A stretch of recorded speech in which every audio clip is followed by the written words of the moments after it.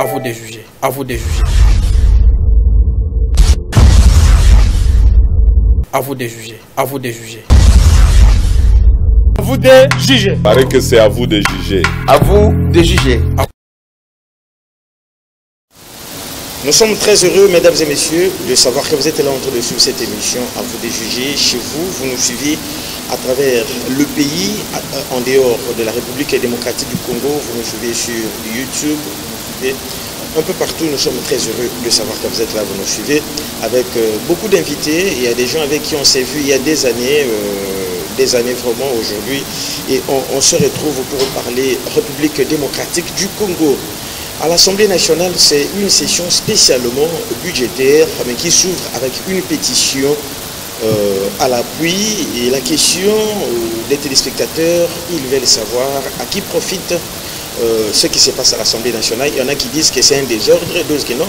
D'autres disent que ce n'est pas un désordre, c'est légal, c'est que les députés font. Les députés pétitionnistes. Alors, ici, sur ce plateau, les gens sont nombreux. Et ils vont tenter de répondre. D'abord, un budget de près de plus de 20 milliards de dollars américains. Donc, les chiffres exacts, c'est 20,3 milliards de dollars américains. Est-ce que c'est une utopie? C'est osé? Est-ce que c'est comment? Est-ce que c'est réaliste? C'est la question que les gens vont aussi se poser. Ici, je vais commencer ici. À ma gauche, il y a M. Caleb Batata qui est là, c'est un chercheur habitué aussi dès nos plateaux. M. Batata, bonjour. Bonjour, monsieur Émile, bonjour téléspectateurs, bonjour. J'aimerais d'abord commencer par dénoncer Madame Priska Makila qui a volé, a piraté une œuvre de notre inventaire Boubeto et les dossiers se trouvent déjà au niveau du ministère de l'Industrie. Mais entre-temps, madame doit cesser toute activité liée à sa commercialisation parce que M. Boubeto jouit d'un brevet d'invention. C'est un inventaire congolais. Il a créé, il a conçu. Et madame Priska doit cesser à l'immédiat la commercialisation de ces projets. Donc, vous avez été piraté?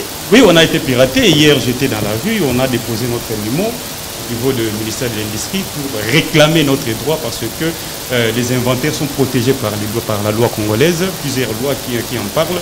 Donc on a été piraté et tout le monde doit le savoir. Lorsque vous voyez cet objet-là intelligent passé de Madame Priska n'a pas inventé, elle n'a pas fait aucun document qui prouve l'originalité, la particularité de son innovation.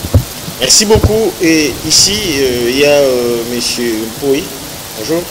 Parlez, le micro est sensible. Oui, allez-y. Bonjour, monsieur le journaliste. Vous allez très bien? Oui, très bien. Ça fait des années, c'est quoi? Qu'est-ce qui expliquerait votre absence? Oui, j'étais à l'Est. J'ai fait pratiquement 9 mois à l'Est. Okay. Je suis revenu. Je suis là. Très bien. Il y a l'internationaliste Cédric Ndombele, ça va? Ça va, bonjour mes co-débatteurs. Je profite de l'occasion. Répondez quand même, on vous salue. Allez-y. Je profite de l'occasion pour saluer aussi les téléspectateurs qui nous suivent de partout.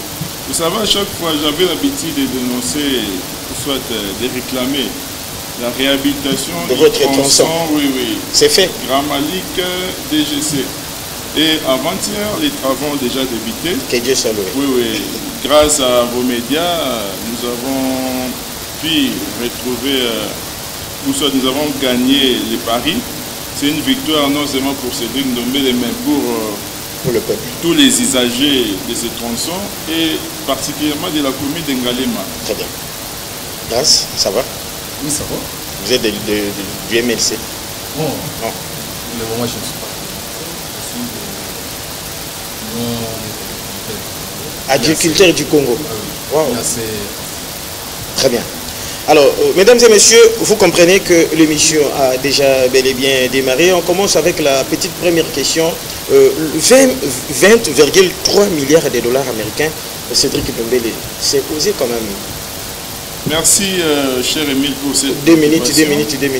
Vous savez, le budget, c'est les prévisions des dépenses et des recettes annuelles d'un État. Les chiffres, ça peut exister, Nous savons bien en économie, on parle aussi des budgets déficitaires. Il y a des budgets déficitaires, il faut trouver des moyens de gauche à droite, soit aux institutions, auprès des institutions de Bretton Woods, ou soit une dette souveraine auprès de notre État.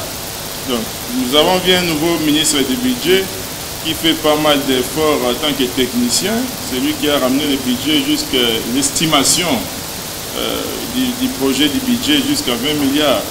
Espérons qu'avec nos 3 régies financières, la DGI, la DGRAD et la DGDA, vont mobiliser des fonds nécessaires qui peuvent atteindre ces montants, ou soit ça peut être en deçà et les déficits peuvent être comblés au travers, comme je viens de dire, des institutions de Bretton Woods. Moi, je trouve qu'avec la grandeur de notre pays, le Congo devait avoir un budget de plus de 100 milliards. Vous savez, lors de la mobilisation, il y a déjà des tournements. Lorsqu'on est en train de mobiliser les recettes, il y a des gens aussi, certains opérateurs économiques, qui ne payent pas des taxes, des impôts. Ce sont des manques à gagner à la caisse de l'État. Si tout le monde, l'État mettait de la rigueur, les régies financières étaient mobilisées et leurs agents, afin qu'on puisse éradiquer cette méthodologie, ces systèmes de corruption, ces systèmes de protectionnisme. Certains opérateurs économiques sont protégés par des généraux, par des autorités, ils ne payent même pas des taxes.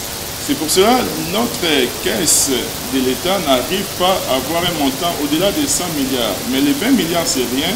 Moi, je pense qu'on ne doit pas faire trop de publicité sur cette somme, parce qu'il y a certains individus dans le monde qui ont plus de 20 milliards dans leurs comptes. Très bien. Mais nous sommes un grand Congo, nous regorgeons toutes les minerais stratégiques, toutes les ressources nécessaires pour le développement du monde, mais nous avons un budget moins que certains individus. Très bien. Alors, Caleb, vous pensez que ces budgets de 20... Parlez, le micro est sensible, ça ramasse, voilà. Vous pensez que ces budgets est suffisant pour le Congolais, on peut l'atteindre? Bon, le budget d'abord, premièrement, c'est, pour moi, je peux dire, on a un problème de financement, d'utilisation. Vous savez que depuis l'arrivée de la technologie nous a aidé, vous avez dit, avec le système Sidonia pour récolter quand même les recettes comme il faut. Mais le problème est qu'il y a plusieurs imperfections par rapport aux récoltes de ces recettes-là. D'abord, premièrement, vous avez venu ici, vous voyez, de parler ici de la corruption. On va parler ici de la corruption. Il a encore abordé l'aspect sur les secteurs de production. On doit produire quel mécanisme mettre en place, parce que si vous regardez très bien dans le plan stratégique du développement conçu au niveau du ministère du plan, il y a quand même un plan de 4 ans, donc un budget, en fait, un plan lié à 4 ans au niveau, on commence à partir de 2024 jusqu'à 2028, ils ont essayé d'imaginer les budgets à plus de 48 milliards comme ça, que la République démocratique peut bénéficier. Mais le problème ici, c'est quoi? C'est d'abord avec quelle loi? Parce que vous savez, ici nous parlons, il y a des gens qui violent le droit, par exemple, par rapport au recensement. Mon frère a parlé ici, il y a d'autres personnes qui ne payent pas des taxes. Vous parlez de la mobilisation. Je parle de la mobilisation. Pourquoi ils ne payent pas des taxes? Pourquoi on vole? Pourquoi on fait des détournements? Et qu'est-ce qui se passe? Et quelles sont les stratégies que nous devons mettre en place pour empêcher et augmenter les budgets? Parce que moi, je ne sais pas. Vous voyez, lorsque nous parlons du budget, c'est un truc qui engage la République démocratique. Lorsqu'il y a utilisation du budget, les peuples doivent savoir, par exemple, tel ministère a utilisé tel montant. Nous devons savoir, ça ne peut pas rester, au fait, la matière stricte aux institutions que non, voilà, c'est telle institution qui doit. Non, moi, je pense qu'il faut d'abord la transparence. À la fin de chaque exercice, on expose de ce qu'on a fait. Pourquoi pas même chaque jour, pourquoi pas chaque semaine, on doit exposer l'utilisation de cet argent. La manière dont on utilise cet argent, les peuples doivent savoir. Par exemple, moi aujourd'hui, je sais que non, voilà, au niveau du ministère mais le budget de la jeunesse, on parle déjà de plus de 76% du budget qu'on a déjà... mais c'est ça en fait. La mobilisation de recettes atteint plus de 76%. L'utilisation de cet argent-là, est-ce que ça s'effectue de manière transparente? Merci beaucoup. C'est ça en fait la question aussi que nous devions relever. Je vais revenir à vous. Monsieur Mpoyi. Oui, merci. C'est osé, hein, 20 milliards. Oui, effectivement. Une petite rétrospection. Avec Mouzé, c'était combien? 400 000. Avec Mouzé, c'était 300 millions. 300 millions de dollars américains. Alors, comme vous venez de le dire, dans la vie, il faut toujours oser. Très bien. Celui qui n'ose pas, il est dépourvu de certaines capacités mentales. Et puis, le fait d'oser prouve à suffisance que vous êtes garni sur le plan spirituel. Vous voyez. C'est-à-dire, c'est un profil, c'est une vision. Plus il y a une regardez vision, votre caméra de l'autre côté. Plus il y a une vision, plus il y a le montage des mécanismes d'accompagnement pour atteindre cette objectivité, pour atteindre cette vision et de surcroît la rendre plus concrète. Alors, moi, je suis en train de voir autrement. Allez-y. Des choses dans notre pays, tout ne doit pas être critiqué. Tout ne doit pas être critiqué. Tout ne doit pas forcément être analysé. Pourquoi je dis cela? Parce que nous ne pouvons pas prétendre que nous connaissons mieux que ceux qui ont conçu. Mais il y a des critiques positives quand même. Oui, pourquoi est-ce que vous refusez cela? Oui, non, je ne refuse pas. Je voulais tout simplement dire que, au lieu peut-être d'aller dans le sens négatif, mais plutôt il fallait peut-être aller dans le sens beaucoup plus positif, de manière à encourager ceux qui ont conçu le budget de pouvoir aller plus loin. C'est-à-dire, moi je peux dire que pour rejoindre mon co-débatteur qui est à ma gauche, Cédric. Voilà, Cédric. C'est-à-dire, moi je dirais aux députés, donc les représentants du peuple, de ne pas recevoir ce budget. Je voulais que le gouvernement puisse revoir le budget à 50 milliards. Oh! Oui, c'est ça aussi. Oui. C'est-à-dire, ce n'est pas un tabou. Ok. Ce n'est pas chimérique. Mais néanmoins, nous avons osé. Parce que si nous osons à 50 milliards, c'est-à-dire nous allons provoquer des mécanismes approximatifs afin d'atteindre, par exemple, une moyenne même de 35 milliards ou 40 milliards. C'est-à-dire qu'il faut oser. Parce que si nous osons 22 milliards, oui, c'est bien beau. Mais peut-être, ce budget sera revu, comme il vient de le dire, un budget déficitaire, c'est un principe général. Ouais. Mais néanmoins, il fallait oser à nos. Vous voyez, pour que nous puissions quand même créer des mécanismes qui vont nous permettre d'atteindre. Mais, de toutes les façons, j'encourage ceux qui ont conçu le budget, vous voyez, parce que, bien évidemment, je ne suis pas technocrate. Vous voyez, je ne suis pas expert à la matière. Des 17 à 20, c'est... Quand même, ça va. Il y a eu une amélioration à ce niveau-là. Donc, moi, je les encourage. Je demande au gouvernement d'aller plus loin. Au lieu de 22 milliards, il peut revoir ce budget-là à 50 milliards. Parce que le Congo est grand. Très bien. Voilà. Le Congo est grand grâce... vous avez suivi M. Mpoyi. Lui, il pense qu'on peut aller jusqu'à 50 milliards de dollars américains. Vous partagez son avis? Merci beaucoup, M. le journaliste. J'ai suivi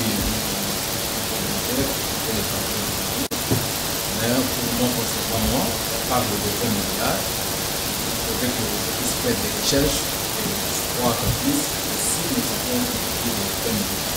Parce que le budget, on nous avait d'abord parlé de 16 milliards. Après, on avait ajusté jusqu'à 17. Le ministre qui vient d'entrer, il a parlé que non, ce n'était pas 16 milliards, c'était 4,5 milliards. Et voilà, il y a eu beaucoup plus de problèmes, c'est que ça. Maintenant, je dois faire des recherches pour revenir encore avec la question. Maintenant, comme je n'ai pas encore fait des recherches encore. Mais de façon sommaire, donc vous pensez qu'à 20 milliards, on ne peut pas arriver? Non, à 20 milliards avec la grandeur de notre pays, vraiment ça ne peut pas. Au moins, il faudrait aller au-delà. Aller au-delà. Voilà. Ce sont... Très bien. Alors, par rapport à l'exécution du budget passé, je reviens, on essaie un peu de faire un peu une marche arrière. Cédric Ndombele, est-ce que vous avez senti quand même une certaine amélioration de conditions des Congolais? Merci, cher Emile, pour cette question. Vous savez que les institutions, comme on se serait de dire, les institutions sont budgétivores. le budget alloué aux investissements est moindre. Il n'y en a presque pas. La plupart des sommes réservées sont plus affectées dans des paiements des soldes militaires, des fonctionnaires et autres. Mais les institutions qui bouffent trop l'argent de l'État, c'est qu'on avait toujours proposé depuis l'époque qu'on puisse réduire un peu les trains de vie des institutions afin d'équilibrer l'autorité budgétaire qui est le Parlement. Il faut cette fois-ci qu'on puisse examiner profondément, qu'on puisse rééquilibrer ou soit équilibrer l'affectation des fonds dans différents domaines. Parce que chaque département ministériel représente un besoin de la population. Effectivement. Il faudrait qu'on puisse en tenir compte et le budget alloué aux investissements. Parce que nous avons 80 millions de terres arables, nous avons des problèmes d'écoles dans des provinces, des hôpitaux, des besoins sociaux de base, j'allais dire, ne sont pas vraiment satisfaits. Mais lorsqu'on élabore un budget, on doit tenir compte des réalités de la population. Et non seulement on vote un budget au Parlement, et puis nous retournons dans les statu quo, les institutions continuent à bouffer 80% du budget, là ça ne va pas aller. Par rapport à votre préoccupation, par rapport au budget passé, il n'y a pas eu vraiment de retombées. Nous n'avons pas senti qu'il y avait une augmentation du budget comme on vient de dire. Comme je viens de dire, on ne peut jamais analyser un budget sans négliger ou soit mettre de côté ce qui est la définition. C'est l'ensemble des prévisions des dépenses et des recettes publiques. Donc, on avait parlé de 16 millions, c'était une prévision. Mais le ministre Mouzito a montré qu'on n'avait pas atteint la somme, on était en deçà. Donc, c'est pour ça que nous avons vu qu'il n'y avait pas eu d'augmentation dans différentes affectations,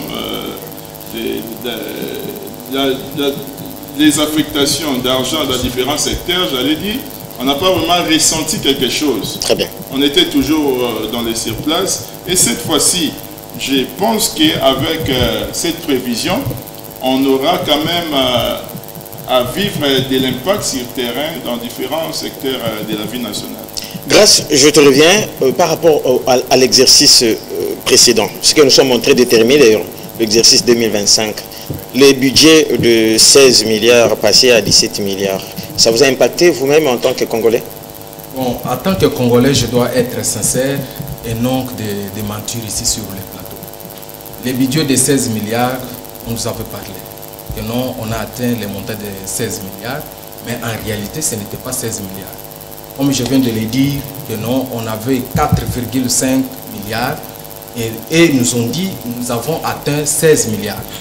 Et donc, en réalité, moi, je n'ai pas vu les conditions de vie des Congolais s'améliorer. Mais aujourd'hui, vous voyez Kinshasa est en chantier.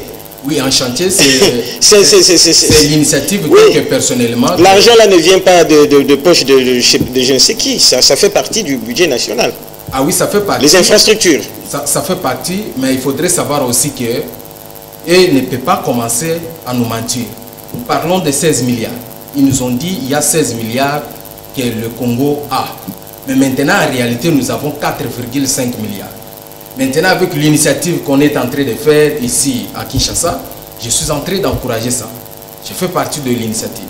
Étant donné que je suis Congolais, on ne peut pas venir ici pour mentir, pour satisfaire les individus. Non, c'est notre pays. Nous devons regarder avec un œil pour que le Congo puisse avancer. Très bien. Alors, Monsieur Batata, vous êtes d'ailleurs dans le secteur de l'enseignement. Est-ce que du côté de l'enseignement, vous avez senti l'impact? Bon, parce que moi, jusqu'à un moment donné, là, on ne sent plus la grève. Hein. Est-ce qu'il y a eu quand même... Il y a déjà toujours... Non, je dis, dans le secteur de l'enseignement. Secteur de l'enseignement. Non, récemment, les professeurs ont fait des tours auprès de la première ministre. C'est pour l'augmentation. Mais ce n'est pas pour le... n'est pas là. Le problème n'est pas là parce que vous savez, oui, il y a l'impact social. Tout le monde doit connaître cela. C'est que voilà, il y a telle augmentation et ainsi de suite. D'abord, ici, nous parlons de chiffres. En termes de chiffres, je vous ai très bien ici, il faut la transparence. Et non seulement la transparence, il faut la certitude sur les chiffres. D'abord, comment on collectionne ces données? Ce sont des données. Lorsque nous parlons du budget, le budget là, c'est l'ensemble de ces dépenses. Donc, ces dépenses-là, comment... Les recettes et dépenses. Les recettes, donc, voilà, les entrées et les sorties. Alors, quels sont les mécanismes d'abord que l'État utilise pour recenser d'abord des bonnes informations? Ça d'abord, ça doit être, on doit les connaître parce qu'ici, vous venez de parler ici que nous voilà, il y a 75% de notre budget déjà utilisé. La manière qu'ils ont utilisé cela, est-ce que nous pouvons savoir? Parce qu'ici, vous venez de parler, vous dites que nous voilà, les routes qui sont construites là-bas, voilà, ça dépend du budget. Mais pas nécessairement parce que l'État congolais ne vit pas seulement du budget, il y a aussi d'autres partenaires. Alors, à quel moment on sait que nous, par exemple, tel projet, c'est l'État congolais qui financé, tel projet, ce sont des partenaires, tel projet, c'est de la Banque mondiale, et ainsi de suite.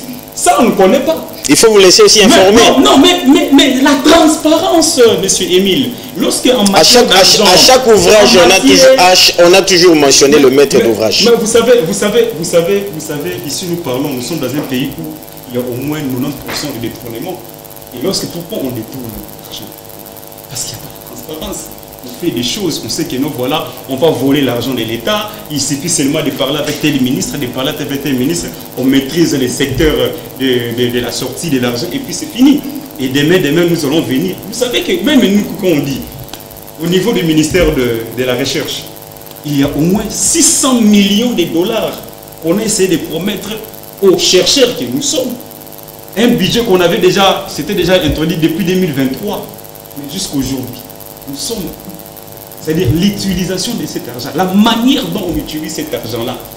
C'est-à-dire que nous devons avoir la certitude que nous voilà, il y a notre argent qui est en train d'utiliser étape par étape. Mais on essaye. Deuxième truc, on dit encore concernant toujours le budget. Mon ami a parlé ici de 16 milliards à 4. Mais ça, c'est un crime. C'est un crime.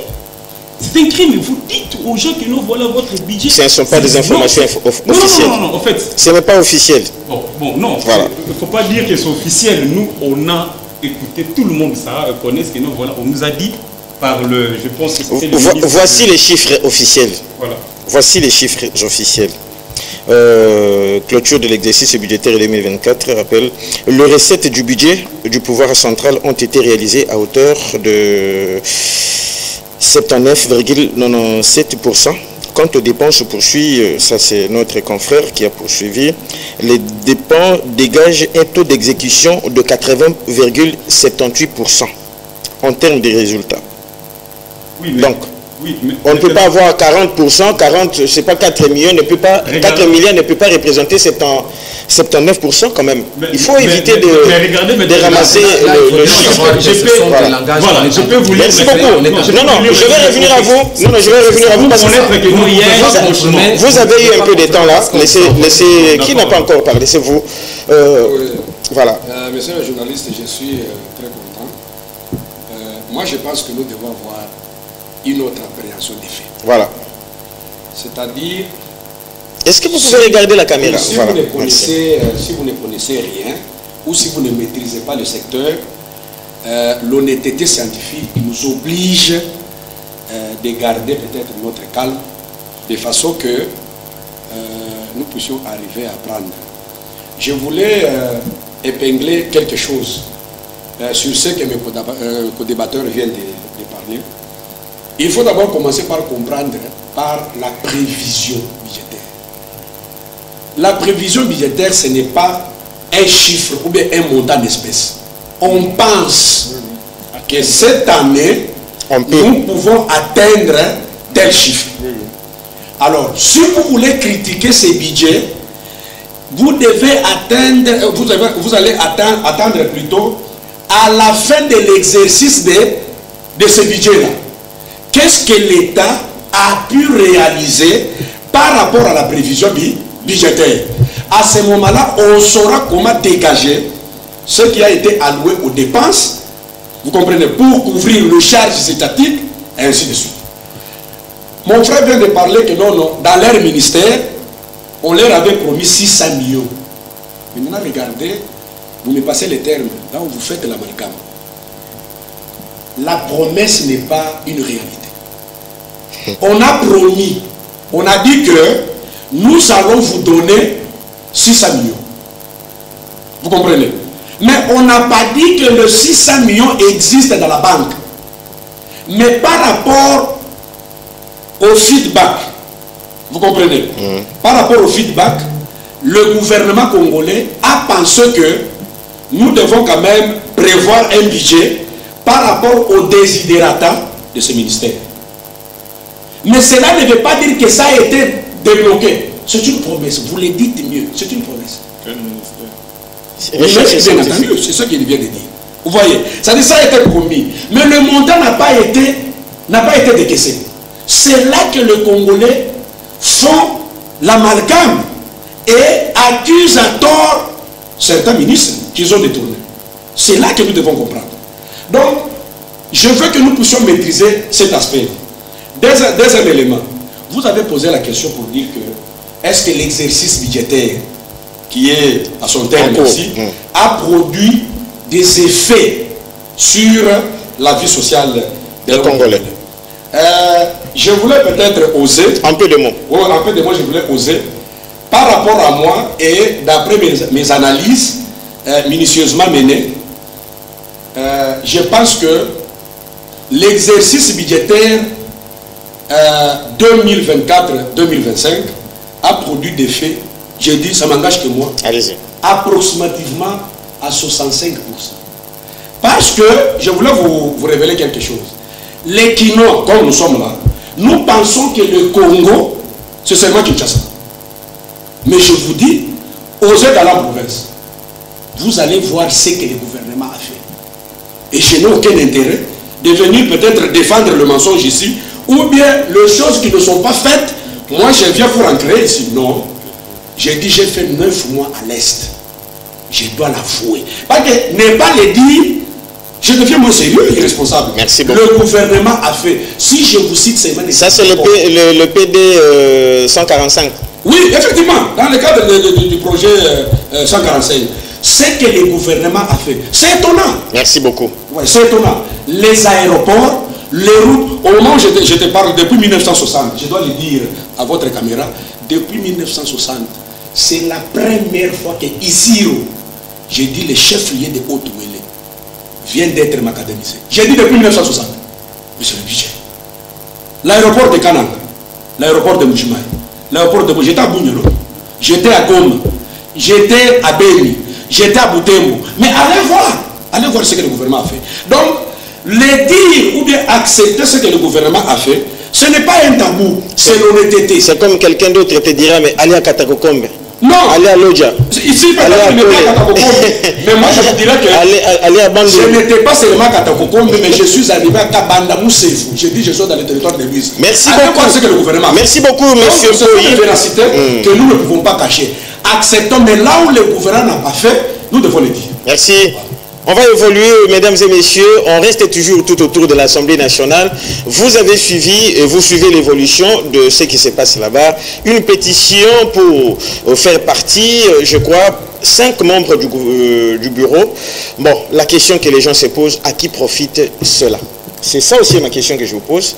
En ce moment où la RDC est confrontée avec la situation de guerre à l'Est, on doit voter les budgets pour l'exercice 2026. Et bien voilà, une pétition qui est là pour chasser, disons-le comme ça, le président, le questeur adjoint titulaire, rapporteur adjoint titulaire. À qui ça profite? Je commence avec vous. S'il vous plaît, faites-moi 2 minutes. Voilà. Merci beaucoup, Émile. La question à l'Assemblée nationale, c'est une question épineuse. Je réitère encore mes paroles. Nous devons remodeler notre façon de faire les choses dans notre pays. Le mal que j'ai relevé dans tout ce qui se passe à l'Assemblée, il y a certains qui pensent que le pouvoir est devenu personnifié. C'est-à-dire, à part lui, il n'y a personne qui peut le remplacer. Non. C'est une mauvaise lecture des faits dans notre pays. Le problème de notre président de l'UNC, le président Vital Kamerhe. Le président Vital Kamerhe avait tout intérêt de travailler dans l'honnêteté.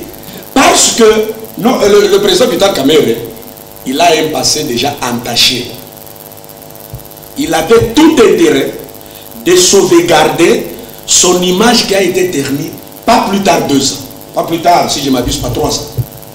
C'est-à-dire, le président Vital Kamerhe, on l'accuse d'un jeu que certains... Une gestion opaque. Effectivement. Il est trop autoritaire. Oui. Quoi encore? Le problème n'est même pas à ce niveau-là. Le problème, c'est qu'il ne joue pas un franc jeu. Oui, mais c'est ça la gestion opaque. Non, non, parce que forcément, il est altéré du pouvoir. Le président Kamerhe, il convoite jour et nuit, vous comprenez, le trône de Dieu. C'est ce qui crée le choc.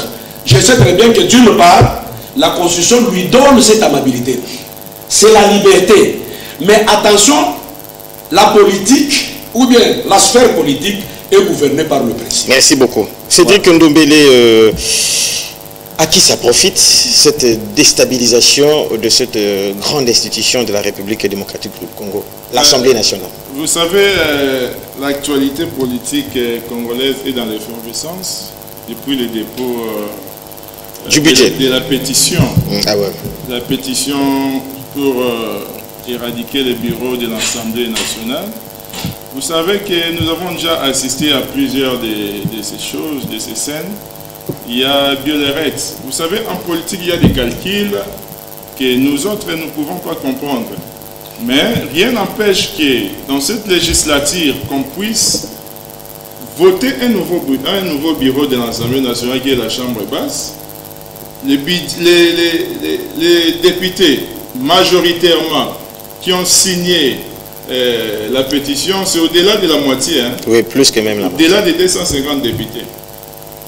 D'autres partis nient les faits en disant que ça ne nous concerne pas, mais il y a des députés de ces partis-là qui ont aussi signé cette pétition. Bon.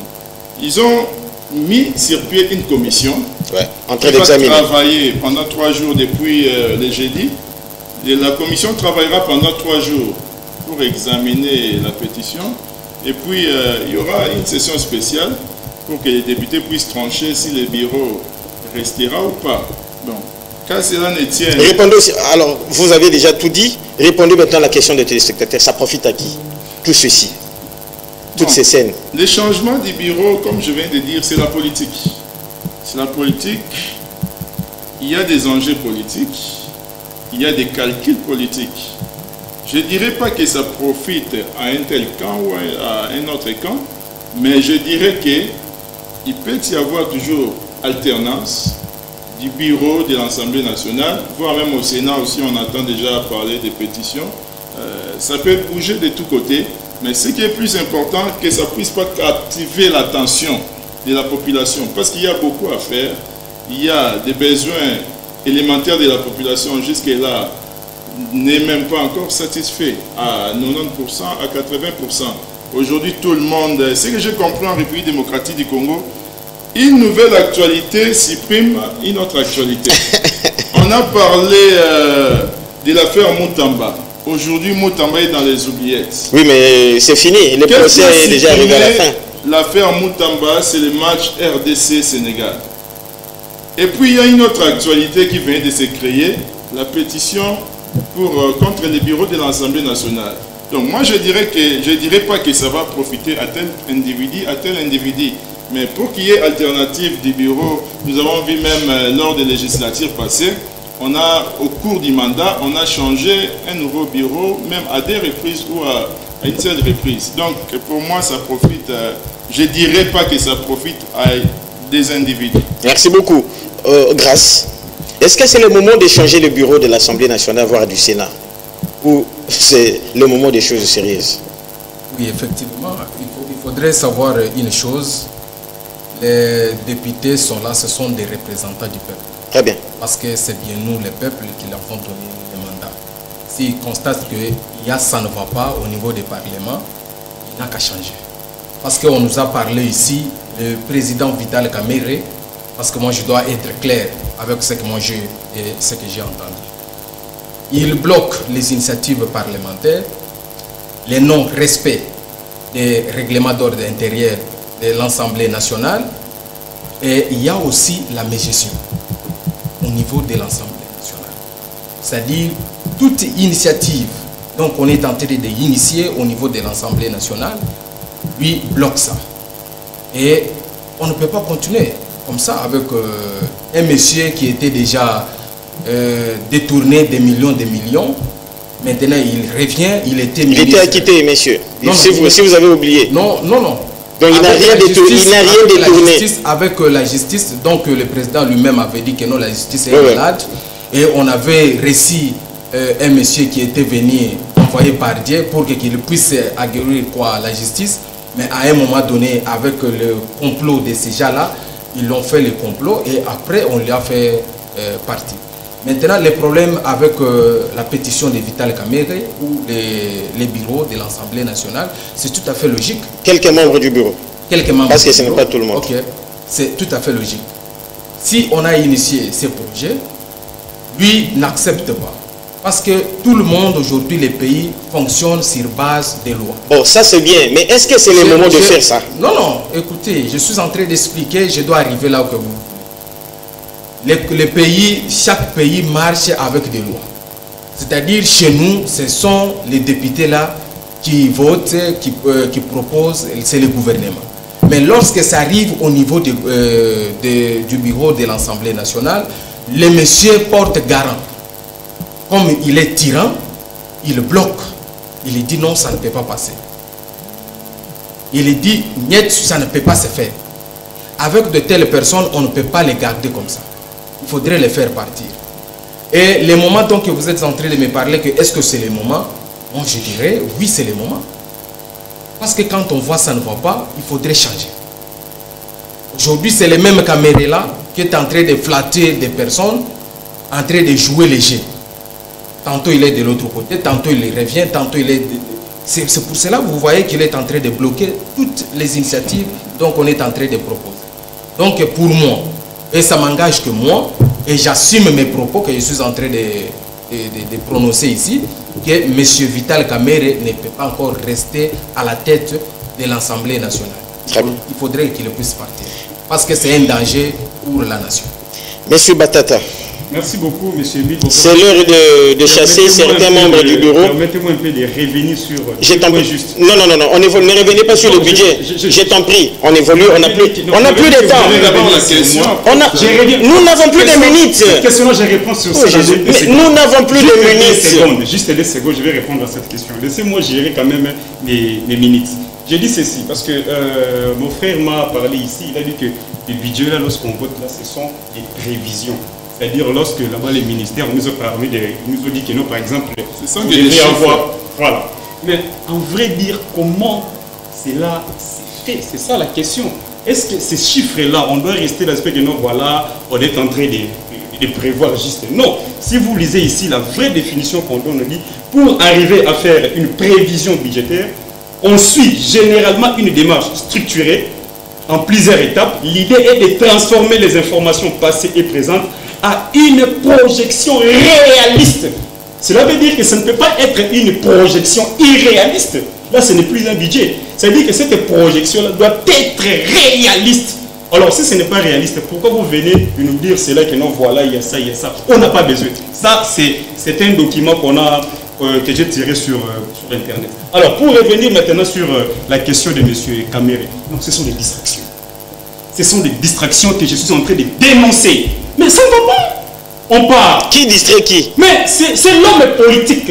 C'est l'homme politique congolais qui ne veut pas, qui ne comprend rien du tout des enjeux de la République démocratique du Congo. On vous crée des histoires ici, il faut faire ça, il faut... Mais écoutez, où est l'intérêt du peuple congolais dans ces histoires-là?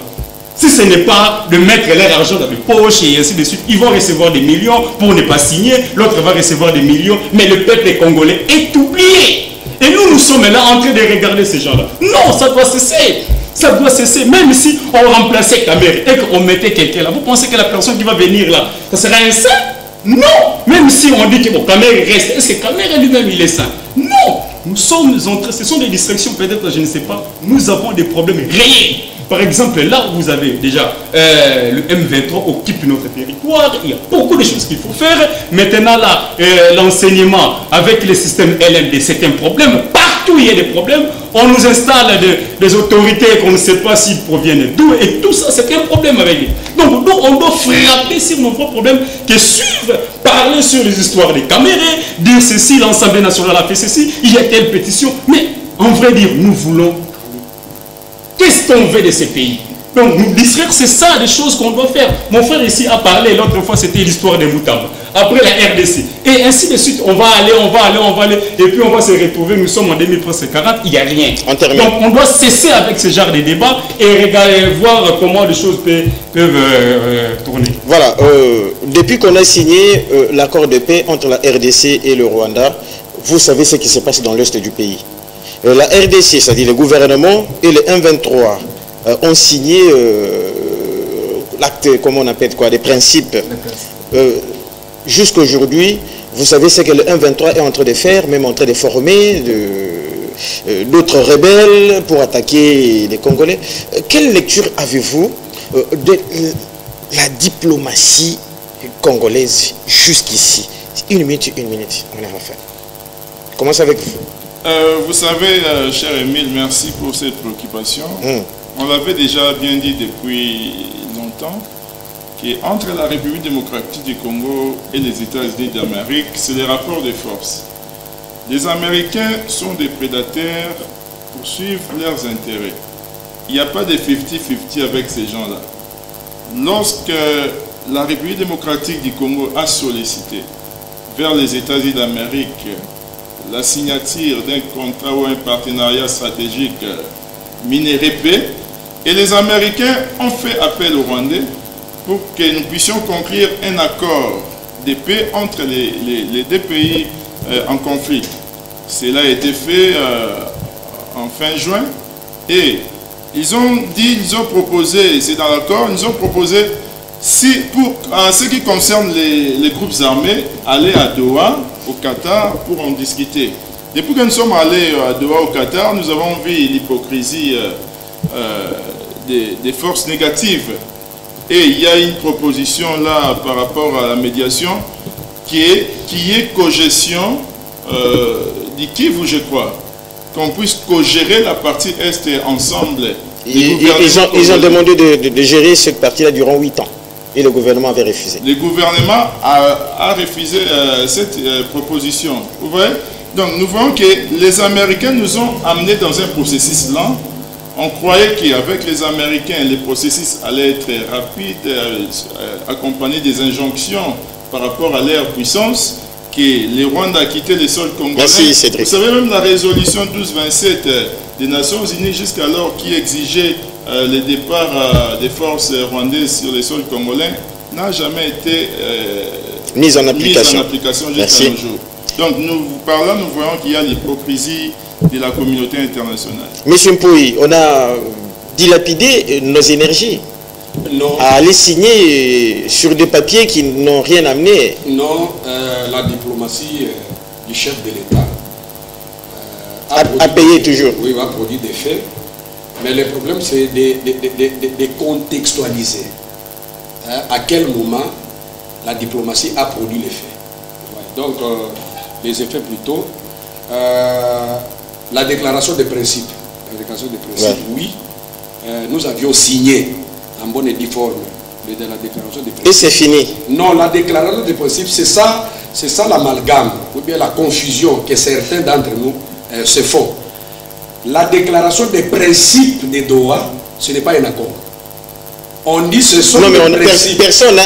Personne n'a dit que c'est un accord. Non, il y a certains qui le disent. Je ne parle pas de mes co-débatteurs. Je ne parle pas déjà ici. C'est-à-dire le principe nous amène à un accord. Un accord. Ce n'est pas un accord. C'est-à-dire à ce niveau ici, on a tout simplement placé le principe des jeux. Voilà, qui doivent nous guider jusqu'à la signature. Mais ce n'est pas respecté jusque-là. Qu'est-ce qu'on doit faire? Non. En un mot, s'il te plaît. Qu'est-ce qu'on doit faire? Ce que nous devons faire, c'est la symétrie. Donc la symétrie des forces. C'est-à-dire le président de la République, moi je lui demande ici, d'aller maintenant dans la disproportionnalité des forces. C'est-à-dire, lorsque vous partez dans une négociation avec un pantin qui semble avoir de la suprématie sur vous, il faut redoubler les efforts et prendre la sanction sur lui. Merci. De façon qu'il puisse renoncer à son entreprise d'agression. Il faut frapper comme on l'a fait aujourd'hui à Massis. Merci beaucoup. Grâce. Oui. Ça n'a rien amené jusque-là. Que ce soit les États-Unis, que ce soit Doha. Les gens continuent toujours de mourir et le 1-23 continue toujours de se renforcer. On doit faire quoi? On doit faire quoi pour l'instant? Pour l'instant, je dois d'abord saluer les bravoures du chef de l'État et ce qu'il est en train de faire pour nous, parce que c'est un fils maison qui connaît des réalités. Étant donné que nous sommes dans le principe... Il n'a pas été induit en erreur en signant, en acceptant quand même ce... Non, non, il n'était pas induit en erreur. Ce chemin. Parce que lui-même sait ce qu'il est en train de faire. Très bien, allez-y. Maintenant, le problème qui est là, lorsque nous avons tous constaté que ce principe-là n'a pas produit des effets, maintenant il faudrait passer par frappe de force. C'est-à-dire, on peut aller jusqu'à atteindre Kigali. Non, mais c'est parce qu'on n'a pas, c'est parce qu'on n'est pas assez fort. Non, non. Allez-y. Vous ne pouvez pas dire que non, on n'est pas fort, mais le président de la République avait appliqué la méthodologie de mener d'abord ces histoires dans les négociations. Vous voyez, il faudrait savoir, ces gens-là, les panthères-là, veulent quoi? Qu'est-ce qu'ils cherchent dans notre sol? Maintenant, lorsque nous avons constaté que non, ces panthères-là sont utilisés, il faudrait que notre force va s'appliquer. Mais plutôt, il disait qu'on ne pouvait pas négocier, on ne pouvait pas se mettre sur une même table avec le rebelle pour négocier. Mais c'est par là qu'on a fini. Non, s'il est allé, même s'il n'y a pas eu de résultats jusque-là. Non, s'il est allé, il est allé pour les écouter. Merci. L'unique minute qui reste là, on finit avec M. Batata sur ce chapitre. Est-ce qu'on doit faire quelque chose pour libérer nos frères et sœurs? Il y a d'abord ce que nous devons savoir, il y a tâtonnement des décisions. Nous devons savoir, vous essayez l'autre plan, ça ne marche pas. Il faut quoi maintenant? Il faut quoi? Soyez pragmatique. Nous avons fait plusieurs émissions, je vous ai donné plusieurs pistes. C'est-à-dire la construction de notre nation par la science. C'est ce que je veux vous dire. C'est-à-dire que le chef de l'État doit cesser tout ce qu'il fait. Il appelle, n'est-ce pas, les inventeurs, les innovateurs et tout ce monde-là. Voilà, on va concevoir par exemple... Ça c'est le dialogue. Les dialogues. Non, il faut d'abord être fort. Je vous avais dit, pour négocier, on regarde d'abord l'équilibre, votre équilibre. Qu'est-ce que vous avez pour venir négocier? Vous n'avez rien. Merci beaucoup. Il faut concevoir la force. La force, on le conçoit et nous partons négocier. Mais lorsque nous partons là, on regarde, on est vide. Écoutez, on va vous imposer des choses et jusque-là, on va vous amener sans suite jusqu'à ce qu'il va partir. Il va laisser toujours ce genre de conflit.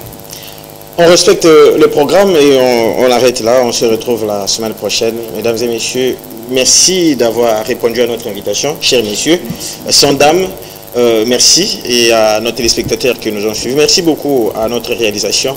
Rendez-vous pris la semaine prochaine. Restez bel et bien sur les antennes de la télé républicaine. Que Dieu bénisse les autorités de la République démocratique du Congo légalement établies. Au revoir.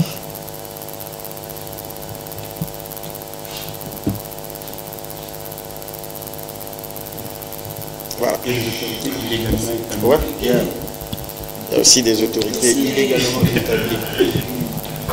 Merci beaucoup. Enfin, je voulais vous... À vous de juger. À vous de juger. À vous de juger. À vous de juger. À vous de juger. Paraît que c'est à vous de juger. À vous de juger.